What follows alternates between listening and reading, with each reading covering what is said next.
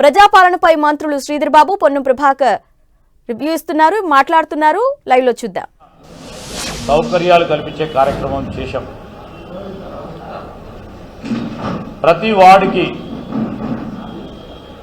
ఒక time table ఇవ్వటం జరిగింది. ఫలానా రోజు ఈ వార్డులో ఈ ప్రజాపాలన కార్యక్రమం జరుగుతుంది, ఆ తదుపరి రోజు వేరే వార్డులో జరుగుతుంది. అదేవిధంగా ఇక్కడున్న మొత్తం 150 వార్డులకు సంబంధించి 28వ తారీఖు నుంచి 6వ తారీఖు వరకు వివిధ వార్డ్స్ను డేట్స్ను కేటాయింపు చేసి ఆ ఫలానా రోజు ఆ వార్డు సభ్యులు అక్కడున్న వార్డుకు సంబంధించిన ఏర్పాటు చేసిన ఈ ప్రజాపాలనలో పాల్గొనడానికి వీలు సంకల్పన చేసినాం. మేము ప్రజలందరినీ కూడా కోరుతా ఉన్నాం. ఈరోజు ఆ సంబంధిత ఆ వార్డుకు సంబంధించిన అధికారులు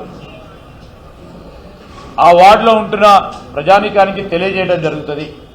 ఫలానా 29వ తారీఖు నాడు ఫలానా వార్డులో ప్రజాపాలన కార్యక్రమం ఉంటుందని, ఆ రోజు లేకుంటే 30వ తారీఖు నాడు ఉంటుందని డేట్స్ను కూడా కేటాయింపు చేసి ఎవరికి కూడా కన్ఫ్యూజన్ లేకుండా 150 వార్డులని 28వ తారీఖు నుంచి 6వ తారీఖు వరకు పూర్తి స్థాయిలో ఆఖరికి దరఖాస్తుదారుడికి కూడా అవకాశం ఇచ్చే విధంగా,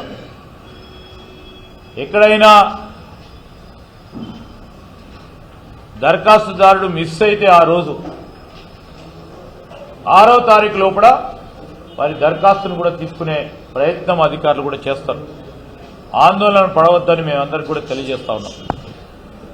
అదేవిధంగా ఈ 30 సర్కిల్స్కి సంబంధించి స్పెషల్ ఆఫీసర్స్ను కూడా వేయటం జరిగింది. ఈ స్పెషల్ ఆఫీసర్స్ రేపు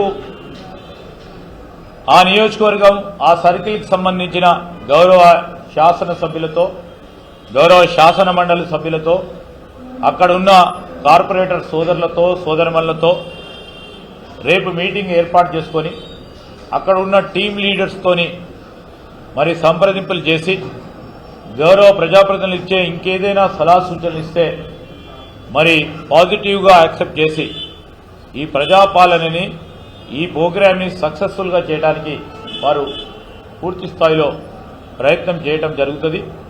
మరి దీంట్లో భాగస్వాములు కావడానికి చాలామంది ఇప్పుడు మేము అధికారులతో మాట్లాడుతూ ఉంటే అందరూ కూడా ఉత్సాహంగా చాలా రోజుల తర్వాత ఓ మంచి కార్యక్రమం జరుగుతుందనే ఒక భావన, మేము పూర్తి స్థాయిలో విజయవంతం చేస్తాం, క్రియాశీలకంగా పనిచేస్తామని వారి ఆలోచన ఈరోజు మేము మా సమీక్షా సమావేశంలో అధికారులు ఆ విధంగా స్పందించడం జరిగింది. మేము ఏం చెప్తా ఉన్నామంటే ఈరోజు మేము ప్రజలను కూడా కోరేది ఒకటే, హైదరాబాదు జిల్లాకు కానీ రంగారెడ్డి జిల్లాకు సంబంధించిన ప్రజానికి కానీ ఈరోజు మా 6 గ్యారెంటీలు ఈ అభయహస్తం అనేది ప్రధాన ధ్యేయం. మేమిచ్చిన వాగ్దానాలు ఏవైతే ఉన్నాయో ఈ 5 సంవత్సరాల కాలయంలో తూచా తప్పకుండా అమలు చేసే కార్యక్రమం జరుగుతుంది. ఆందోళన పడవద్దు. ఆ క్రమంలోనే ఈ ప్రజాపాలన ప్రోగ్రాంలో మీ దగ్గర దరఖాస్తులు తీసుకుంటున్నాం. మీ సమాచారాన్ని మేము అన్నిటిని కూడా క్రోడీకరించి దాని తర్వాత మరి ఈ అభయస్థానికి సంబంధించిన 6 గ్యారెంటీలు అమలు చేసే ఒక కార్యాచరణ తీసుకుంటామని నేను ప్రజలందరికీ మనవి చేస్తా ఉన్నాను. ఇది చేతల ప్రభుత్వం, మాటల ప్రభుత్వం కాదు. మేము 7వ తారీఖు నాడు ప్రభుత్వాన్ని ఏర్పాటు చేసినాం. 48 గంటలు తిరగకుండానే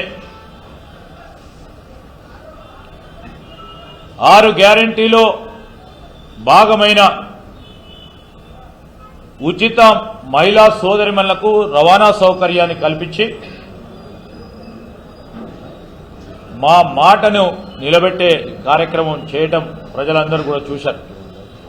రాజీవ్ ఆరోగ్యశ్రీ 5 లక్షల రూపాయల నుంచి 10 లక్షల రూపాయల వరకు పెంచి దాన్ని కూడా అమలు చేసే కార్యక్రమం చేశాం 9వ తారీఖు నుంచి. ప్రజాపాలన కార్యక్రమ భాగంలోనే ఈరోజు ముఖ్యమంత్రి రేవంత్ రెడ్డి గారు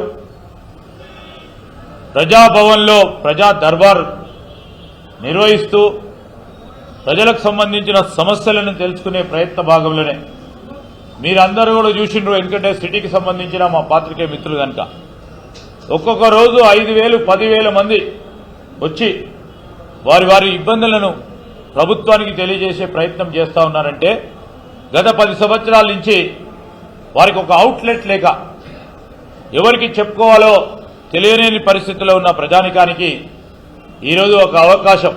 ప్రజా దర్బారు, ఈరోజు ప్రజాపాలన. మా 6 గ్యారెంటీలు అమలు చేసే ఒక ప్రయత్నం. ఈ ప్రయత్న భాగంలో నేను మీ అందరినీ కూడా కోరుతా ఉన్నాను. ఈరోజు కొత్త ప్రభుత్వం, మరి ఆ ప్రభుత్వంలో మీరందరూ కూడా పాత్రికేయ మిత్రులందరూ కూడా భాగస్వాములు. మరి మీ అందరి సహకారాన్ని కూడా కోరుతా ఉన్నాం. మీరందరూ విఘ్నులు.